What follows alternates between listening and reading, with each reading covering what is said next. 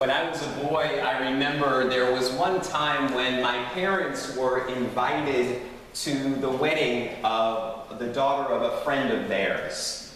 And my parents responded that they could go to the reception afterwards, which was in a catering hall, but that they could not go to the church for the wedding because the church was a Protestant church. And my parents, when they were growing up Catholic, were taught that they were forbidden to step foot into any other place of worship than a Catholic church. And I always wondered what the reasoning was behind that, as if the church felt that if they were to be exposed to other beliefs and other ways of worshiping, that they might be led astray, or that somehow they might start to question the beliefs and the tenets of the Catholic Church. We have come to believe that doubt or questioning means that our faith is weak, that we don't have a very strong faith if we question things. But that is not true. It's just the opposite. I think most of us would agree that Mother Teresa was a woman with a very strong faith. But you know, after she died, some of her private letters were published in a book. And in those letters to her spiritual director, she questioned her faith. She expressed doubt. Even in one letter, she said that she was beginning to doubt that God even existed. Now, to me, that is not the sign of a woman whose faith was weak. It was the sign of a woman who was consciously, not unconsciously, was consciously walking the spiritual path. Doubt and questioning is good. People who do not question and who do not doubt and who just blindly follow belong to a cult. And we don't want anybody to be in a cult. We want you to think. We don't want you to check your mind at the door. And that's why I love in our mission statement that we say that we value the questions more than the answers, because the questioning is a gift. Now, some of you know that I wrote a book a few years ago called Gay is a Gift, in which I talk about how my being gay I see as a spiritual gift from God because it led me to questioning. I knew that what my church was telling me about my sexuality didn't make sense. And I thought, if they're wrong about this, then I wonder what else they're telling me is wrong. And I began to question. And I often wondered that if I wasn't given that gift, maybe I wouldn't have questioned the things that I was being told. That questioning led me on a quest. And think about it, the word quest is part of the word questioning. We're all on a quest, we're on a spiritual journey. And in order to be on that spiritual journey, you have to question. You have to express doubt. The theologian Paul Tillich said, doubt is not the opposite of faith, doubt is an element of faith. So if you're doubting or questioning, you're on the spiritual path. Now, the contemporary Christian writer, Anne Lamott, she says it in a different way. She says, the opposite of faith is not doubt. The opposite of faith is certainty. Isn't that interesting?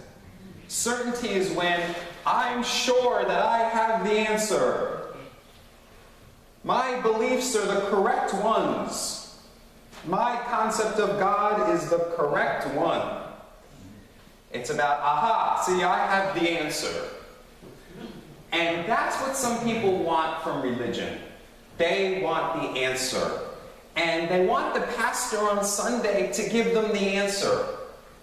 And I told you this before, and I'll say it again. I don't have the answer. I don't. Last Sunday, on Easter Sunday, for those of you who were here, I questioned whether Jesus physically rose from the dead. I don't know if he did or not. I don't. But that doesn't mean that I'm not a man of faith. And it doesn't mean that we're not a community of faith because we are people who value questions more than answers. It means that we are people of faith, people of very strong faith.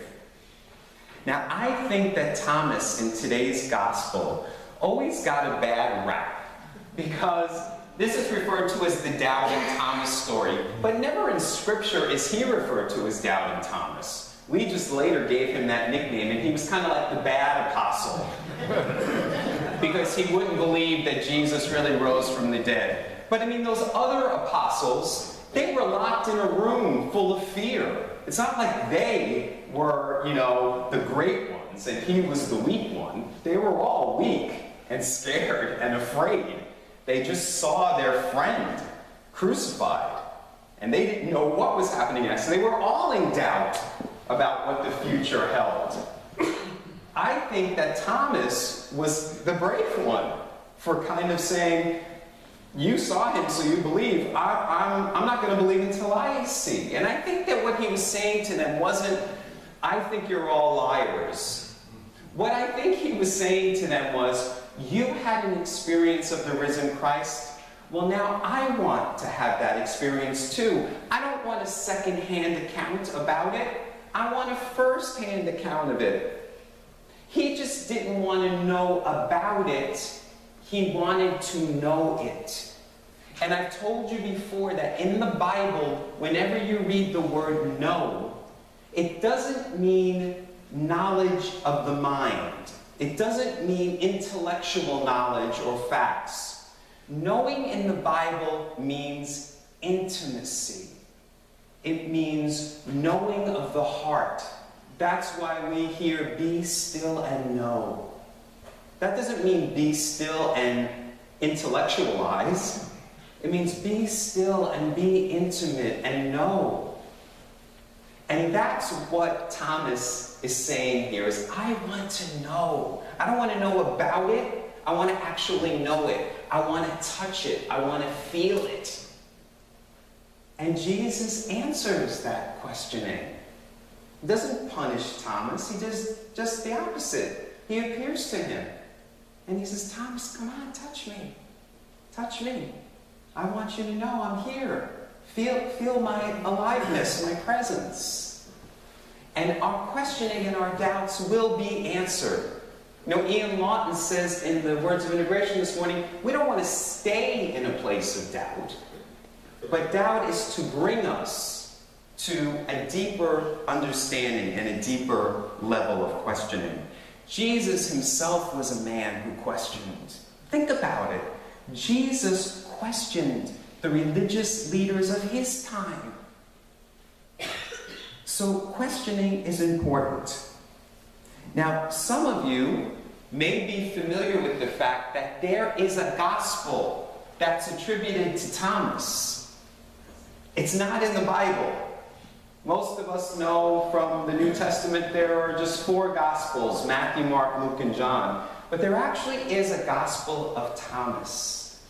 In 1945, there are people in this room who were alive in 1945, so it wasn't that long ago. In 1945, ancient Gospels were found in Egypt. And those Gospels have been verified by historians, and they have become known as the Gnostic Gospels. The word Gnostic means knowing. Again, it is not that intellectual, factual knowing, it's the knowing of intimacy.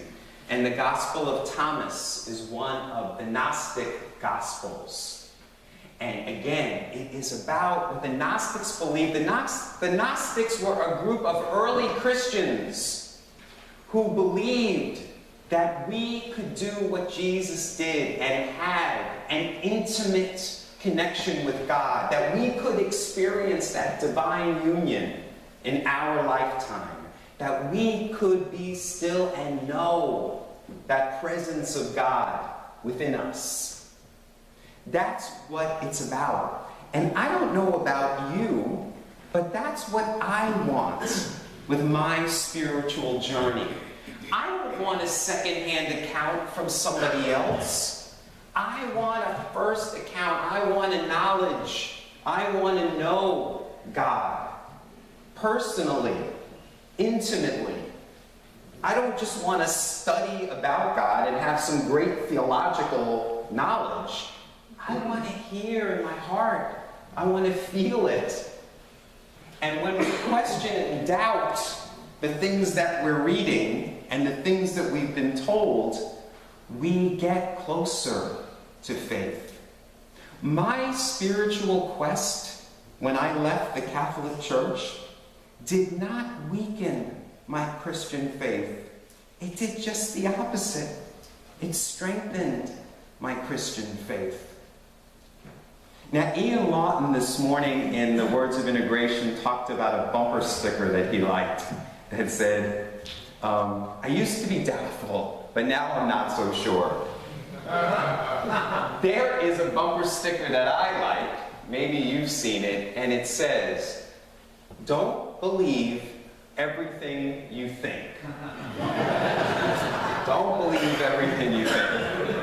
And I like that because our thoughts, our unquestioned thoughts, are our greatest impediment, our greatest obstacle to having that first-hand account of God. The things that we don't question get in the way. For example, some of us think we're sinners. Some of us think we're not worthy. Some of us think we're not good enough, we're special enough, we're not talented enough. We don't deserve light of love and joy and abundance. We've taken on these thoughts that we've never questioned. And the things that we think and the things that we believe, we learned from somewhere. Either from our parents or our teachers, from our church, from our society, from the media, and we've never questioned them. That's why contemplative prayer and meditation is so important. That be still and know. Because the purpose of contemplative prayer and meditation is to take you to a place beyond your thoughts. That's where you find God. So what Thomas was doing in today's gospel was he was questioning what he was told. He was questioning, and that's not a bad thing. We want to examine the things that we've been told, that we've just taken on unquestioningly. Now we want to question them. In the scripture it says, be ye transformed by the renewal of your mind. That's what we're to do. To look at our thoughts. That's how we'll be transformed and renewed. That's what Thomas did. And that's what I'd like to invite us to do this week, is to go into the silence, to seek that first-hand account of God, and to question some of those things that you think or believe about yourself that are not the truth of your being. When you start to do that, then you will begin to touch and be touched by the Christ presence. Then you will feel the risen Christ in your midst, just like Thomas did. Namaste.